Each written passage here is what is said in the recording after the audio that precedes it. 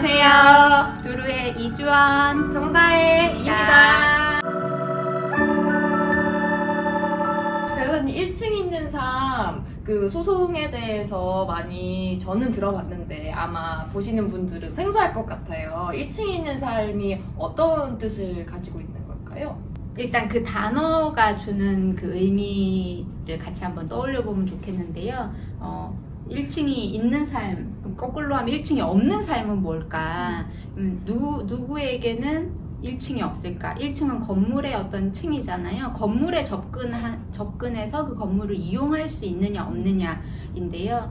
휠체어를 이용하는 특히 장애인분들은 건물의 1층에 접근하는 것도 어려움을 겪는 경우가 많습니다. 그 건물의 불필요한 턱을 없애거나 아니면 1층인데도 계단이 있을 때는 이제 경사로를 설치하는 비교적 저렴하고 간이한 방법으로 사실 건물의 접근성을 개선시킬 수 있음에도 불구하고 우리나라는 어떤 미관상의 이유라든지 아니면 아예 애초부터 그런 어떤 장애인의 이동권을 고려하지 않은 그런 건물을 이제 건축하면서 이제 사실은 휠체어를 타는 장애인들이 배제되어 버린 그런 사회가 된 것 같아요. 모두가 다 가는 카페나 식당을 턱이나 계단 때문에 못 들어간다는 게 누군가에게는 되게 다른 데 가면 되지, 다음에 가면 되지 이렇게 사소하게 생각될 수 있지만 일상에서 그 사소한 것에서 배제된다는 건 정말 너무 서러운 문제일 수 있고요. 거기서부터 어떻게 보면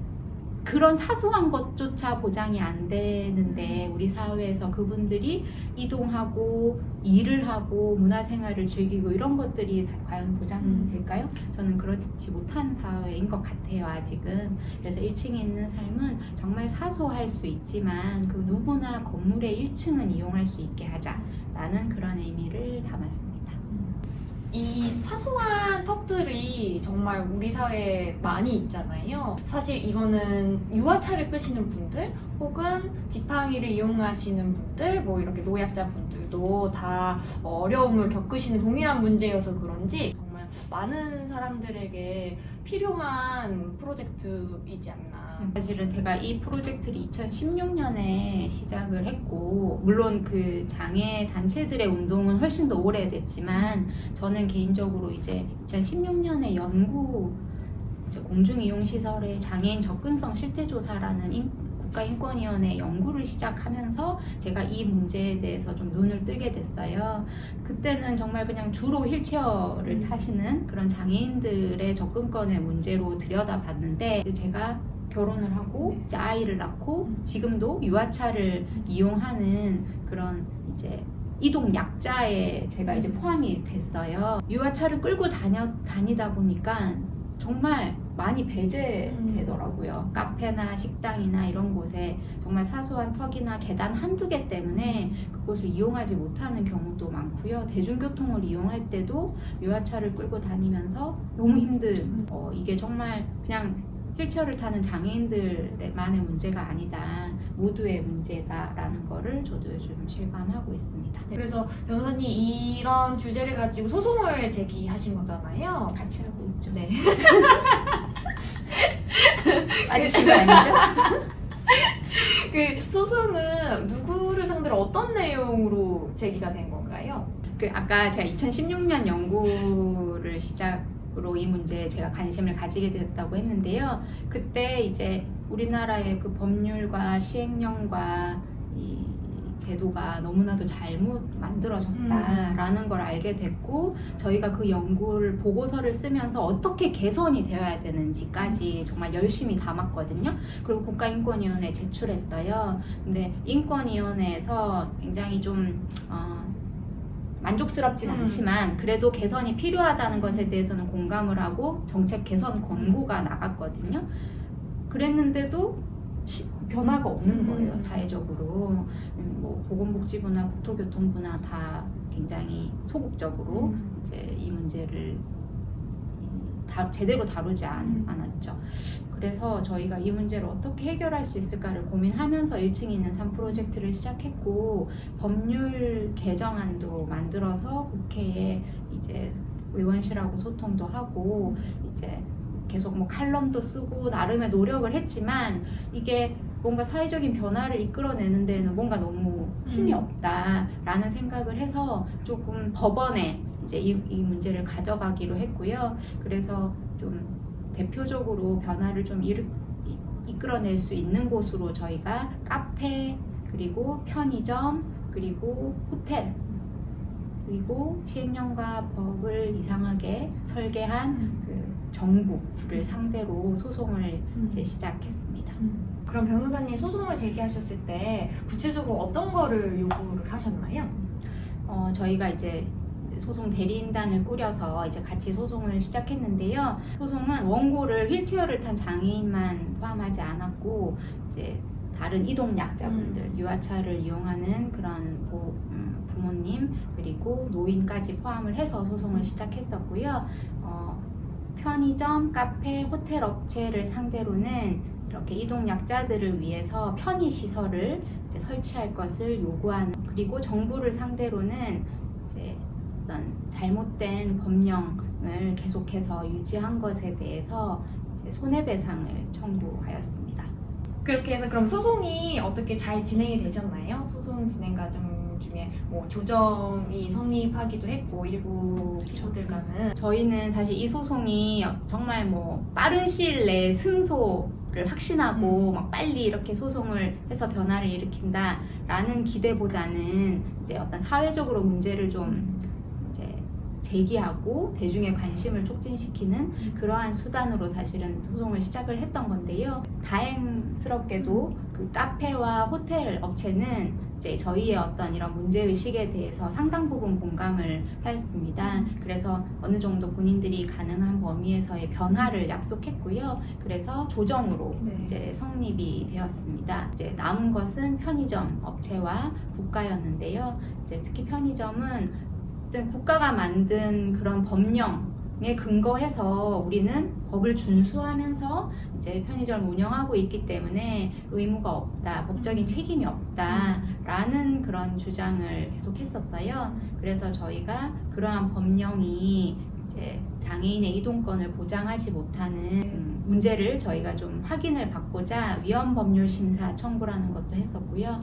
또 위헌 법령 심사 청구라는 것도 했고, 이제 그렇게 저희가 좀 다양한 노력을 했었습니다. 이제 다행스럽게도 재판부가 이제 그 시행령 자체가 장애인의 이동권을 침해하는 그런 헌법에 위반되는 무효다라는 거를 판단을 해주어서 이제 그런 무효인 시행령을 이제 준수했다라는 건 더 이상 편의점에게 이제 핑계가 될 수 없겠죠. 그래서 편의점 업체에게 그 편의 시설을 이제 설치하라라고 이제 법원이 판단을 해주었습니다. 물론 이제 직영점에 대해서는 직접적으로 편의 시설을 설치하라라는 거고요. 가맹점이 많은데 그 가맹점은 가맹점주의 또 어떤 그 권한이 또 있기 때문에 본사가 가맹점주에게 일정한 그 어떻게 환경을 개선해야 되는지를 가이드라인을 만들어서 권고하고, 그 권고를 받아들여서 편의시설 설치할 때 비용도 20% 정도는 본사가 이제 비용 지원을 하는 것을 내용으로 했고요. 특히나 이제 이 판결이 되게 의미가 있는 것이 그런 직접적으로 편의시설을 설치할 것을 이제 명령한 것도 굉장히 좋지만, 이제 편의점의 사정마다 편의시설을 설치하기 어려운 곳이 있을 수 있거든요. 예를 들면 경사로를 이제 입구에 설치를 해야 되는데 건물의 뭐 소유자가 반대를 한다거나 그 보행자의 뭐 안전상의 위험이 있다거나 아니면 여러 그런 기술적으로 어렵다거나 뭐 이런 여러 사정이 있을 수 있잖아요. 편의시설을 설치하기 어려운 사정이 있을 때에는 호출배를 이제 문 밖에 설치하거나 아니면 그 직원분이 나와서 서비스를 제공하는 그런 것들이 가능하도록 보조 서비스라도 제공할 것을 명하는 그러한 판결을 내려주었습니다. 네, 그 판결이 사실 저희로서는 좀 반가운 판결이었죠. 네, 그래서 저희는 무척 나름 기뻐하기도 하고 했는데 정부에서 최근에 그 시행령을 개정했잖아요. 그 개정안에 대해서 또 이제 장애단체나 이런 쪽에서는 아쉬운 점이 많다, 비판할 점이 있다라는 의견을 피력하고 계시는 것으로 알고 있어요. 그 내용이 어떻게 바뀐 건가요? 네, 기존의 그 시행령이 편의점의 바닥 면적을 기준으로 이제 300제곱미터, 거의 100평 정도가 되어야 장애인을 위한 편의시설을 설치할 의무가 있도록 시행령이 규정을 하고 있었습니다. 사실 우리 주변에 100평이 넘는 편의점 없잖아요. 전 못 봤어요. 제가 소송하면서 본 기억에는 네. 그 편의점 업체가 운영하는 곳에 한 곳 정도. 근데 그 편의점 무슨 리조트에. 거대한 리조트에 있는. 우리가 일상적으로 네. 이용하는 편의점들은 사실은 굉장히 작은 그렇죠. 규모인데 원칙은 장애인 이동권을 보장해야 된다. 건물에 접근하고 이용할 수 있어야 한다라고 그럴싸하게 만들어져 있지만 시행령에 위임된 네. 내용을 보면 100평 정도가 돼야 의무가 있고 그 밑엔 다 의무가 없다. 해서 너무 과도하게. 네, 그렇죠. 원칙과 예외를 너무나도 잘못 만들었더라고요. 그래서 이제 저희가 이제 그 시행령이 무효다라고 주장을 했던 건데요. 기술적으로 어려운 게 있으면 네. 기술적인 지원을 해주고 네네. 재정적인 어려움이 있으면 금전적인 지원을 해주는 방식으로 해서 이제 모두가 네. 다 편의시설을 설치하도록 네. 하는 게 저는 바람직하다고 네. 생각을 하거든요. 네. 그리고 유엔의 장애인 권리 협약을 이제 우리나라가 준수해야 되는데 그걸 관장하는 유엔의 위원회에서도 우리나라의 그러한 바닥 면적 기준은 정말 이상하다. 그런 걸 없애라라는 네네. 권고가 네. 이미 2014년에 나왔음에도 불구하고 그쵸. 이미 2014년에 나왔죠. 그럼에도 불구하고 이제 변화가 그러니까 없었던 거거든요. 그 저희가 함께 해외에서는 어떻게 규제를 하고 있나도 함께 살펴봤었잖아요. 그러니까 그때 살펴봤을 때로는 제 기억으로 그런 사업자의 매출 규모라든지 종업원의 수라든지 여러 다양한 사정을 고려해서 이런 편의시설을 설치할 의무를 부과하기도 하고 지원을 하기도 하고 하는데 우리나라는 바닥 면적만을 기준으로 이거를 접근하려고 하는 게 너무 단순한 약간 접근법이 아닌가 그런 생각이 많이 들고 매우 아쉽습니다. 네, 앞으로 저희 이제 소송도 계속하고 이런 관련 활동은 계속해 나갈 텐데 대한민국의 접근권, 이동권이 어떤 방식으로 실현돼야 된다고 보실까요? 네, 굉장히 어려운 질문을 해주셨는데요. 이게 저희가 지금 1층에 있는 산 프로젝트를 했고 나름 이게 뭔가 소송에서의 성과도 있었고 뭔가 합의를 통한 좀 개선의 노력 이런 것들도 좀 있었고 굉장히 불충분하지만 시행령도 이제 개정이 되면서 어쨌든 그 바닥 면적을 기준으로 해서 이제 15평을 넘는 그런 업체들은 이제 의무가 또 생겼잖아요. 이제 이런 것들이 이제 앞으로 굉장히 큰 변화일 거라고 생각을 하는데요. 그럼 1층에 있는 삶 프로젝트가 어느 정도의 성과가 있다. 그럼 이후에 그럼 우리나라의 장애인 이동권이 어떻게 보장되어야 되는가 했을 때 이게 1층에 있는 삶을 성공했으니까 2층, 3층 이렇게 이제 올라갈 것인가 그거는 저는 아닌 것 같고요. 이제 필요한 것은 보편적 디자인이라고 할까요? 영어로 한번 써주세요. 뭐죠? 쓰시잖아요. 아시잖아요. 이거 말씀하신 거. 유창한 발음으로 한번. 아니요. 네, 이게 뭐 유니버셜 디자인이라고도 하고 보편적 디자인이라고도 하고 또 모두를 위한 디자인이라는 말로도 표현이 되는데요.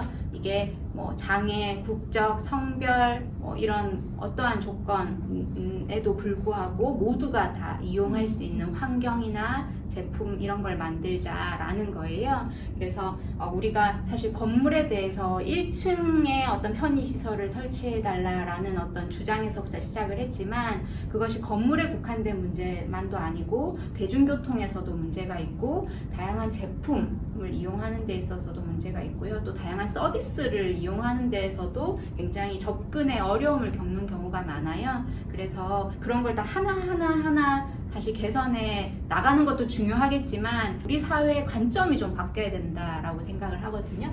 그런 관점에서 보면 이런 보편적인 디자인이 우리 사회의 원칙이 좀 되면 좋겠다는 생각이 들어요. 그래서 우리가 무엇을 할 때 뭐 지하철을 만든다 또는 뭐 버스를 이제 새로 도입한다 아니면 건물을 하나 새로 짓는다 아니면 새로운 서비스를 도입하거나 새로운 제품을 만든다고 할 때 처음부터 우리 보편적인 디자인으로 접근을 하자. 그러면 나이 어린 사람을 위해서 또는 노인을 위해서 또는 장애인을 위해서 이것이 충분히 접근이 가능한가 이런 관점에서 아예 시작부터 좀 봐야 되지 않을까라는 생각을 하고 있습니다.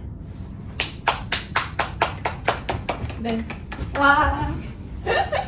네, 그러면 끝이에요? 네, 아, 끝이에요. 와, 변호사님 너무 마지막에 유니버설 디자인에 대해서 얘기를 해주시면서 마무리를 해주셔서 너무 멋진 마무리가 아니었나 생각이 들고 오늘 이렇게 함께 해주셔서 감사합니다. 감사합니다. 네, 잘 부탁드립니다.